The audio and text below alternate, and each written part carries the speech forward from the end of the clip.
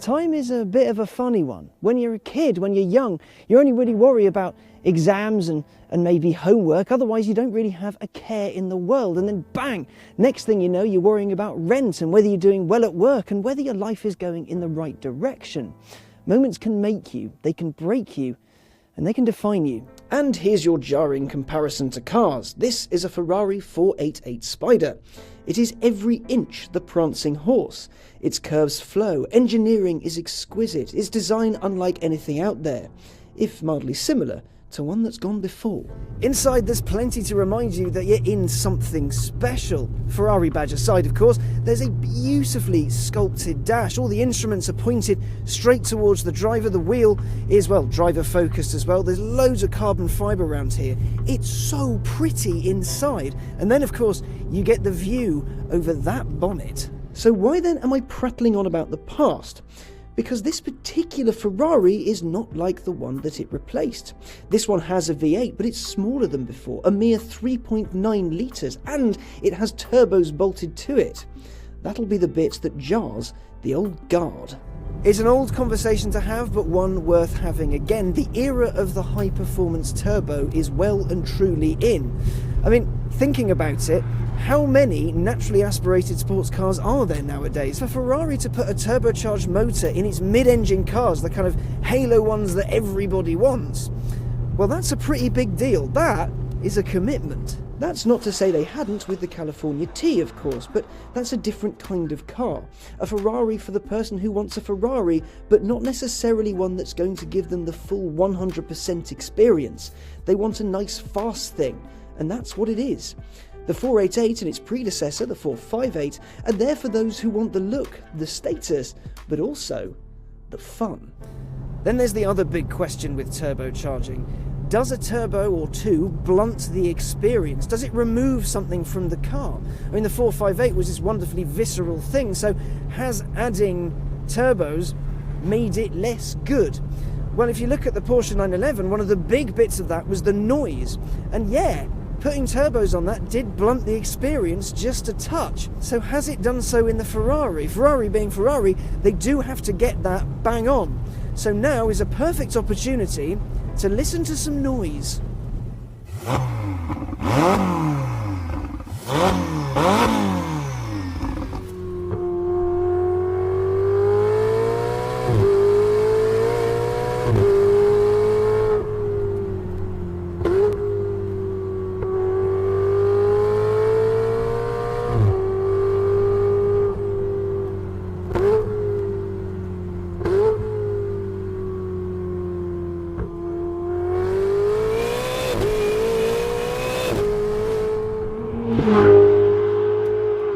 Turbocharging does have its advantages. Emissions, fuel consumption and the like are some, but in cases like this, I'm looking more at power and torque.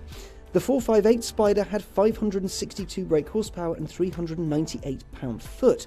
It had cracked 62 in 3.4 seconds and tickled the chin of 200 miles an hour. The 488, with its smaller engine and blowers, 660 horses, 560 pound-foot, 0 to 62 in 3 seconds dead, and it'll top out at 203 miles an hour. That, my friends, is progress. And that's a good thing. And when you think about Ferrari, what's that one car that pops straight into your head?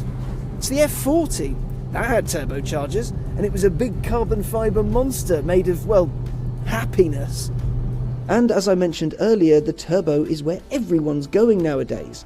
McLaren's road cars don't go without, and seeing as they're what Italy's up against, it's probably a good thing Modena went the way it did. McLaren's cars aren't half good. For me though, as ever, the proof is in the driving. Has adding turbochargers, is this future, is this passage of time thing working for the boys in Modena, or is it a bit of a pup? Well, I'm in Wales, there's super thick fog, it's very cold, and I can't feel my head. But I do still have the roof down. Here are some negatives. At motorway speeds, the wing mirrors start to wobble, so the view behind you is a little bit wibbly-wobbly, which isn't great. Now, Ferrari has also fitted Apple CarPlay to this thing. There's even a special button for it. Someone like Ferrari taking that up, big deal.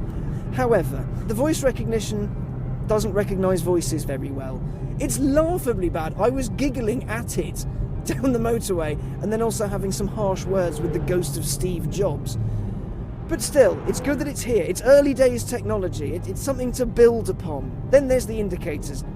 I like the wheel. I like the fact that everything is integrated. It's all within easy reach of my thumb. But the indicators, I just don't get on with them. Sometimes you press them, you get 3 bips. Sometimes you press them and they just stay on.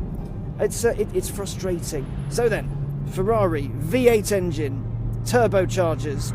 How quick is it? Well, it's notably quicker than the 458. As we know, as I mentioned earlier, it has more power, more torque, it's quicker to 62, higher top end.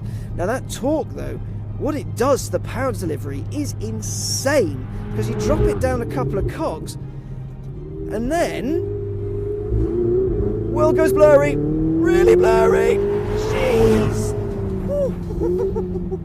It's just this solid wall of power that slings you into the distance. It's amazing, and there's no turbo lag. Well, like slim to none. Not that you'd notice. You wouldn't get out of it and go, well, it's a bit turbo laggy, isn't it? No, they've, Ferrari does take this kind of thing super seriously, because they know they can't screw it up. And adding the turbos to it, man, it's so quick. The braking, the pedal, the feedback you get through it, you'd have to work quite hard with it. You've got to give it a nice firm action. And then, once you've kind of broken through the top, there's not much travel to it, and then they just work. Bang! Like round town, they can be a little bit tricky, but out here, when you're flying around, man, it feels good. And then we've got this amazing dual clutch gearbox. It is instant. It's absolutely instant. So if you take it out of auto mode, where Ferrari knows best, flick it down, 6th to 5th, done. 5th to 4th, done. 4th to 3rd, done. And then there's the steering. Ferrari's steering is always really good, but the way it grips, the way it turns in, you feel it bite down and off you go. Feedback through the wheel. The steering is a touch light for my liking, but you do get so much feedback. You know exactly what angle the wheels are at. You can feel everything, and it feels so good.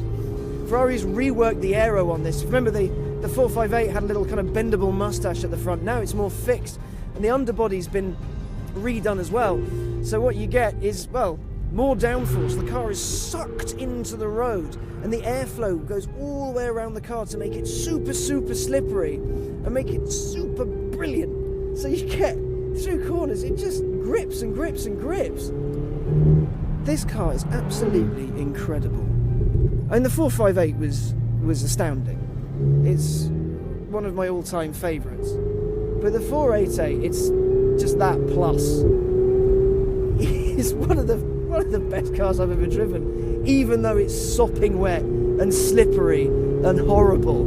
You just get an impression of what this thing can really do. And man, imagine having one of these as a daily. Love, thy have a name, and thy name is Ferrari. Oof. So, time. The rose-tinted past may be looked upon fondly, but when we remember the Howling 8s and the V12s of the old days, the races, the spectacle of the motor car, we often forget how much fuel was used, how slow high-performance cars really used to be, and the price you could pay when things went wrong. What we have now is an era of super-fast, super-safe cars. In reality, we've never had it so good.